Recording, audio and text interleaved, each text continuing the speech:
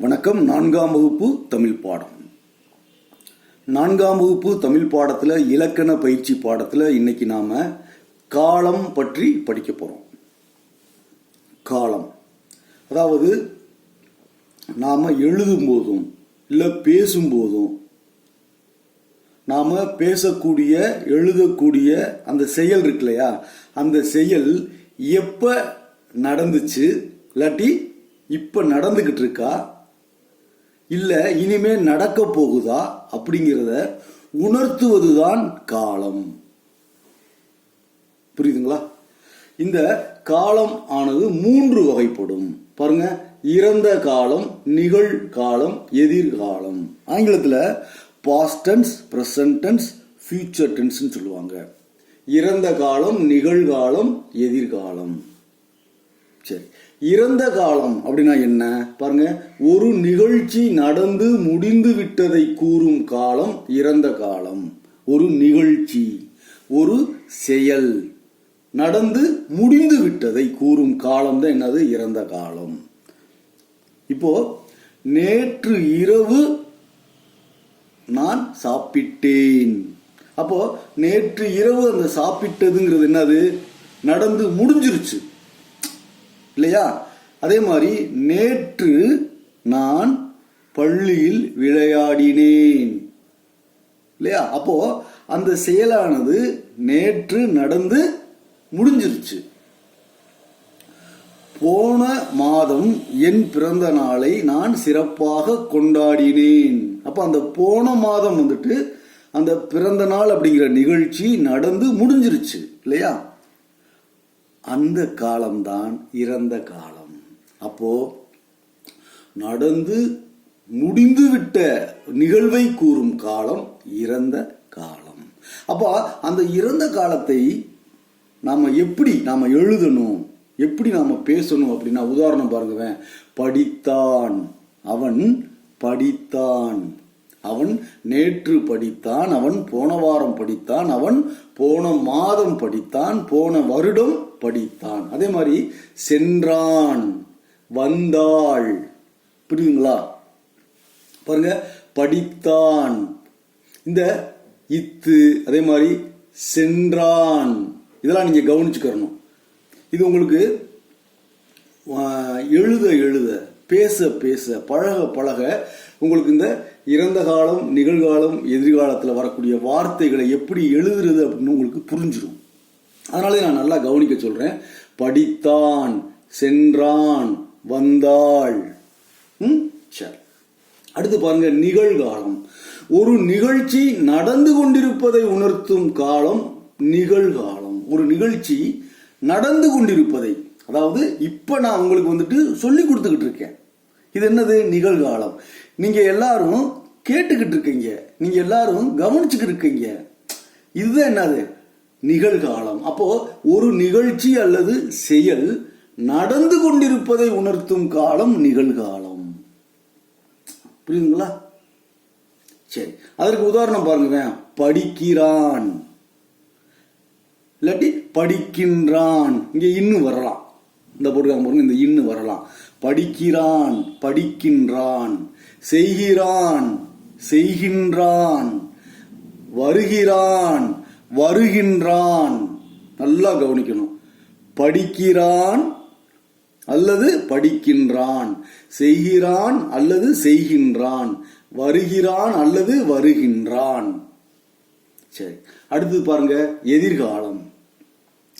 எதிர்காலம் ஒரு நிகழ்ச்சி நடக்க இருப்பதை கூறும் காலம் எதிர்காலம். ஒரு நிகழ்ச்சி நடக்க இருப்பதை, அதாவது இனிமேல் அது நடக்க போகுது, அப்படிப்பட்ட அந்த நிகழ்வை நம்ம சொல்லணும் அப்படின்னா நாம பயன்படுத்தக்கூடிய காலம் தான் எதிர்காலம் இல்லையா?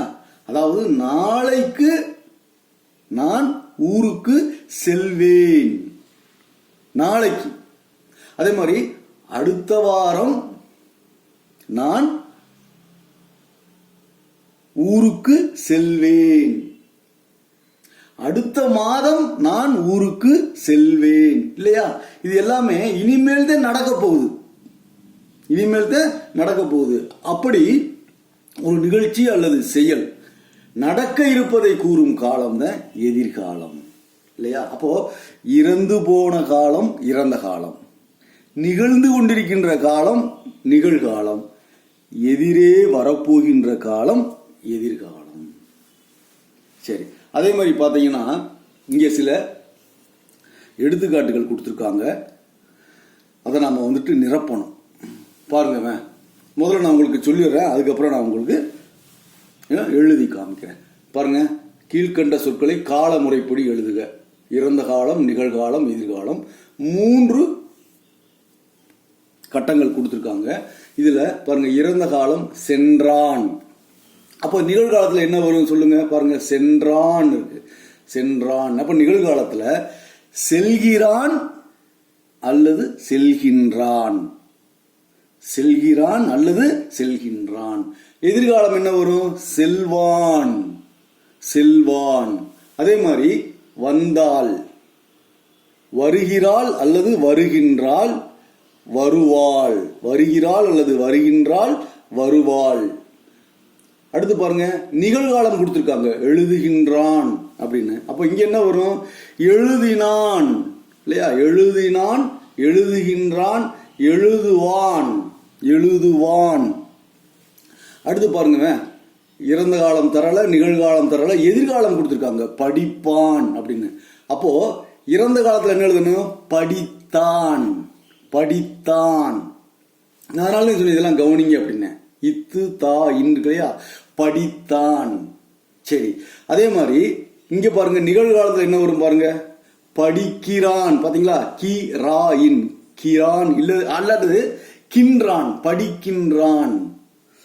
அது வந்துட்டு நம்மளுக்கு இடைநிலை பத்தி ஒரு இலக்கணம் இருக்கும். அது நீங்க இப்போ உங்களுக்கு இருக்காது, பெரிய வகுப்புல நீங்க படிப்பீங்க. இடைநிலை அப்படின்னா, இப்போ நிகழ்காலத்துக்கு இடைநிலை இருக்கு. கிரு, கின்று, ஆனின்று அப்படின்னு. பாத்தீங்களா? இந்த கி ரூ இருக்கு இல்லையா? படிக்கிறான், இங்க கிரு வரும். படிக்கின்றான் அப்படின்னா கின்று வரும், படிக்கின்றான் அப்படின்ட்டு. நான் அதனால இது நல்லா கவனிச்சுக்கோங்கிறேன். அப்போ படிப்பானுக்கு என்ன பாருங்க? படித்தான், படிக்கிறான் அல்லது படிக்கின்றான். சரி, பறந்தது, பறந்தது. அப்போ நிகழ்காலத்துல என்ன வரும்? பறக்கிறது, பறக்கின்றது இல்லையா? பறக்கிறது அல்லது பறக்கின்றது. எதிர்காலத்துக்கு பாருங்க, பறக்கும், பறக்கும். சரி, அடுத்து இங்க பாருங்க, இறந்த காலம் தரல, நிகழ்காலம் கொடுத்திருக்காங்க, பார்க்கின்றான். பாத்தீங்களா? கின்று வந்திருக்கு பாருங்க, பார்க்கின்றான். அப்போ பார்த்தான், பார்க்கின்றான், பார்ப்பான். அடுத்து பாருங்க, வரைந்தான், வரைகிறான் அல்லது வரைகின்றான், வரைவான். விளையாடினான், விளையாடுகிறான் அல்லது விளையாடுகின்றான், விளையாடுவான். புகழ்ந்தான், புகழ்கின்றான், புகழ்வான். பூ பூத்தது, பூ பூக்கின்றது, பூ பூக்கும்.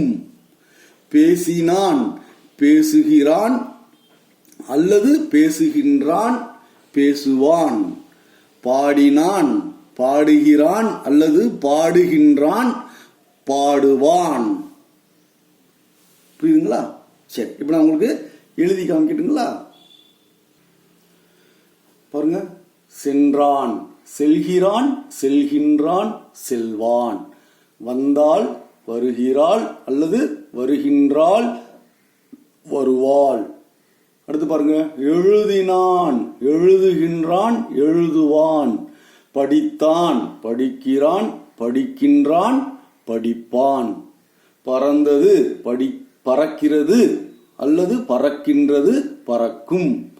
அதே மாதிரி பார்த்தான், பார்க்கிறான் அல்லது பார்க்கின்றான், பார்ப்பான். வரைந்தான், வரைகிறான் அல்லது வரைகின்றான், வரைவான். விளையாடினான், விளையாடுகிறான், விளையாடுகின்றான், விளையாடுவான். புகழ்ந்தான், புகழ்கிறான் அல்லது புகழ்கின்றான், புகழ்வான். பூ பூத்தது, பூ பூக்கிறது அல்லது பூ பூக்கின்றது, பூ பூக்கும். பேசினான், பேசுகிறான் அல்லது பேசுகின்றான், பேசுவான். பாடினான், பாடுகிறான் அல்லது பாடுகின்றான், பாடுவான். புரியுதுங்களா? இப்ப நம்ம அடுத்த வீடியோவில் பார்த்தீங்கன்னா இன்னும் சில உதாரணங்கள் நம்ம பார்ப்போம். அந்த உதாரணங்கள் பார்த்தோம்னா உங்களுக்கு இன்னும் எளிமையாக புரியும். ஆனால் நீங்கள் இந்த பாடத்தை நல்லா கவனித்து ஒரு 4-5 தடவைகள் நீங்கள் புரிஞ்சு படிச்சீங்கன்னா உங்களுக்கு இந்த இறந்த காலம், நிகழ்காலம், எதிர்காலம் வந்துட்டு உங்களுக்கு எளிமையாக புரியும். புரியுதுங்களா? சரி, அதே மாதிரி நீங்கள் வந்துட்டு 4ஆம் வகுப்பு படித்தாலும் நம்மளுடைய தமிழ் பள்ளி சேனல் பயிற்சி பாடத்தில் 1ஆம் வகுப்பு, 2ஆம் வகுப்பு, 3ஆம் வகுப்புக்கான பயிற்சி பாடங்கள் இருக்கு. அந்த பயிற்சி பாடங்களையும் நீங்கள் வந்துட்டு படிச்சுக்கிட்டீங்கன்னா உங்களுக்கு மிகவும் எளிமையாக இருக்கும். சரி, இப்போ நம்ம அடுத்த வீடியோவில் அடுத்த பயிற்சி பாடத்தை பார்க்கலாம். நம்ம தமிழ் பள்ளி சேனலில் வர வீடியோஸை நீங்கள் பார்க்கணும்னா தமிழ் பள்ளி சேனலை சப்ஸ்கிரைப் பண்ணுங்க, மறக்காம பெல் பட்டனை கிளிக் பண்ணுங்க. நன்றி, வணக்கம்.